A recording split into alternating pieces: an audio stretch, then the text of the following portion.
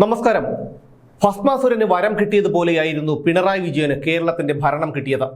ഈ 7-8 കൊല്ലങ്ങൾക്കിടയിൽ സ്വന്തം വാഴ്ത്തുപാട്ടുകാരല്ലാത്ത ഒരൊറ്റ മനുഷ്യനെ കൊണ്ടും പിണറായി വിജയൻ നല്ലത് പറയിപ്പിച്ചിട്ടില്ല. പണ്ടേ അഹങ്കാരത്തിന്റെ ആൾരൂപമായിരുന്ന പിണറായി വിജയൻ മുഖ്യമന്ത്രി പദവി കൂടി കിട്ടിയതോടെ അഹങ്കാരത്തിന്റെയും താൻപോരിമയുടെയും ധാർഷ്ട്യത്തിന്റെയും ഏകാധിപത്യത്തിന്റെയും അവസാന വാക്കായി മാറി.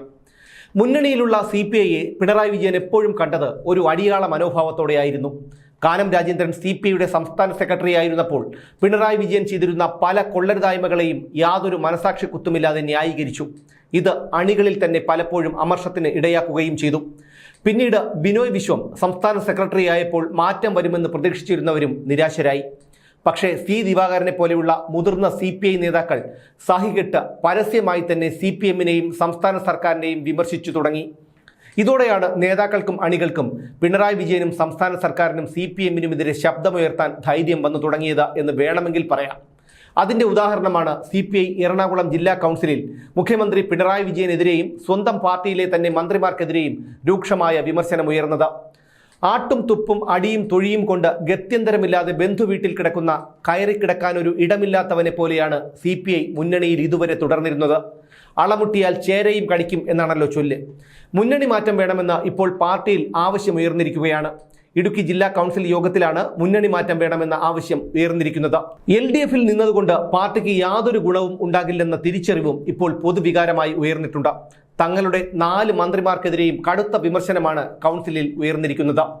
ദേശീയ തലത്തിൽ CPI കോൺഗ്രസിനോടൊപ്പം ഇന്ത്യ സഖ്യത്തിലാണെന്നും അതുകൊണ്ട് തന്നെ LDF വിട്ട് UDFിൽ ചേരുന്നതിൽ തെറ്റില്ലെന്നും യോഗം വിലയിരുത്തിയിട്ടുണ്ട്. മുമ്പ് കോൺഗ്രസിനോടൊപ്പം നിന്നപ്പോൾ CPIക്ക് 2 മുഖ്യമന്ത്രിമാരെ കിട്ടിയിരുന്നു. ഇന്നിപ്പോൾ CPMനോടൊപ്പം നിൽക്കുമ്പോൾ ആർക്കും വേണ്ടാത്ത കുറച്ച് വകുപ്പുകൾ ഉൾപ്പെടുന്ന 4 മന്ത്രിസ്ഥാനവും പിന്നെ ആവശ്യത്തിലധികം ആട്ടും തുപ്പും മാത്രം. പശ്ചിമ ബംഗാൾ 10-33 കൊല്ലം ഭരിച്ചു മുടിച്ചു നശിപ്പിച്ചവരാണ് CPMുകാർ. ഇക്കാലയളവിൽ ചോര മരവിപ്പിക്കുന്ന കൊടും ക്രൂരതകളാണ് CPM പശ്ചിമ ബംഗാളിൽ നടത്തിയത്. അങ്ങനെയാണ് സഹികെട്ട ജനങ്ങൾ ഇവറ്റകളെ ചവിട്ടി പുറത്താക്കുന്നതും തൃണമൂൽ കോൺഗ്രസിനെ നയിച്ചുകൊണ്ട് മമതാ ബാനർജി മുഖ്യമന്ത്രിയാകുന്നതും. അവിടെ തൃണമൂലിന്റെ പ്രധാന ശത്രു CPM ആണ്. CPIയോട് അവർക്ക് ഐത്തമില്ല. രാജ്യത്ത് ആകെ കമ്മ്യൂണിസ്റ്റ് ഭരണമുള്ള സംസ്ഥാനം കേരളമാണ്. ഇവിടെ തന്നെ CPMന്റെ നിലനിൽപ്പ് അപകടത്തിലുമാണ്. അതുകൊണ്ട് തന്നെ ഇന്ത്യ മുന്നണിയുടെ ഭാഗമായ തൃണമൂൽ കോൺഗ്രസിലേക്ക് പോകുന്നത് CPIക്ക് വളരെ എളുപ്പമാണ്. ഇതേ അവസ്ഥയാണ് കേരളത്തിലും. മുന്നണി വിട്ടാൽ LDF 2 കൈയും നീട്ടി CPIയെ സ്വീകരിക്കും എന്നുറപ്പാണ്. കാരണം കേരളത്തിൽ ഇനി നടക്കാൻ പോകുന്നത് UDFും BJPയും തമ്മിലുള്ള മത്സരമാണ്. കയ്യൂക്ക് കൊണ്ടും ബൂത്ത് പിടിച്ചും കള്ളവോട്ട് ചെയ്തുമൊക്കെ ഭരണം പിടിക്കാമെന്നുള്ള CPMന്റെ ശൈലി ഇനി നടക്കില്ല. CPM എന്ന കള്ളനാണയത്തെ കേരളത്തിലെ ജനങ്ങൾ തിരിച്ചറിഞ്ഞു കഴിഞ്ഞിരിക്കുന്നു. അതുകൊണ്ട് തന്നെ BJP പ്രധാന പ്രതിപക്ഷമാകും എന്ന കാര്യത്തിൽ തർക്കമില്ല. ഇത് കേട്ട് ആർക്കെങ്കിലും ചിരി വരുന്നുണ്ടെങ്കിൽ BJPയുടെ ചരിത്രമൊന്ന് പരിശോധിച്ചാൽ മതി. ആ ചിരി താനേയുമായും. ശൂന്യതയിൽ നിന്നാണ് BJP 3ാം തവണയും രാജ്യം ഭരിക്കുന്നത്. കേരളത്തിൽ അത് നടക്കില്ല. ഇവിടെ വർഗീയത വാഴില്ല എന്നൊക്കെ പരിതപിക്കുന്നവർ BJP ഒരിക്കലും അധികാരത്തിൽ വരില്ലെന്ന് സ്വയം സമാധാനിക്കുകയാണ്. അതെന്തോ ആയിക്കോട്ടെ. ഇപ്പോൾ അതല്ല വിഷയം. കേരളത്തിൽ CPM അപ്രസക്തമായി കൊണ്ടിരിക്കുകയാണ്. മുന്നണി വിട്ട് CPI കൂടി എത്തിയാൽ കോൺഗ്രസ് കൂടുതൽ ശക്തി പ്രാപിക്കും. അസ്വസ്ഥരായ ലക്ഷക്കണക്കിന് കമ്മ്യൂണിസ്റ്റുകാരുണ്ട്.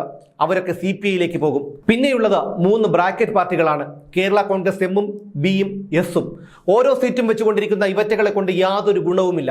ഇനിയുള്ളത് ജനതാദൾ സെക്കുലറും ഇന്ത്യൻ നാഷണൽ ലീഗും രാഷ്ട്രീയ ജനതാദളും ജനാധിപത്യ കേരള കോൺഗ്രസും കേരള കോൺഗ്രസ് സ്കറിയ തോമസ് വിഭാഗവും നാഷണലിസ്റ്റ് കോൺഗ്രസും. ഇതിനെയൊക്കെ കൊണ്ട് ആർക്കെന്ത് ഗുണം? CPI മുന്നണി വിട്ടാൽ അണികളുടെ കുത്തൊഴുക്ക് തന്നെ ഉണ്ടാകും CPIയോടൊപ്പം UDFിലേക്ക്. വൈകിയാണെങ്കിലും CPIക്ക് തിരിച്ചറിവും ആർജവവും CPMനെ എതിർക്കാനുള്ള ശക്തിയും ഉണ്ടായിരിക്കുന്നു. കൊഴിഞ്ഞു പോകാതെ പിടിച്ചു നിർത്താൻ CPM ആവുന്നത് പോലെ ശ്രമിക്കും എന്നുറപ്പാണ്.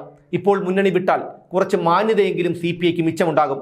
ഇത്തിരി കഴിഞ്ഞാൽ കള്ളന്റെ കൂട്ടുകാരനും കള്ളൻ എന്നതുപോലെ മാത്രമേ ജനങ്ങൾ കാണൂ. മുന്നണി വിട്ട് UDFിലേക്ക് പോയാൽ അത് CPIക്ക് വഴിത്തിരിവാകും എന്ന കാര്യം ഉറപ്പാണ്.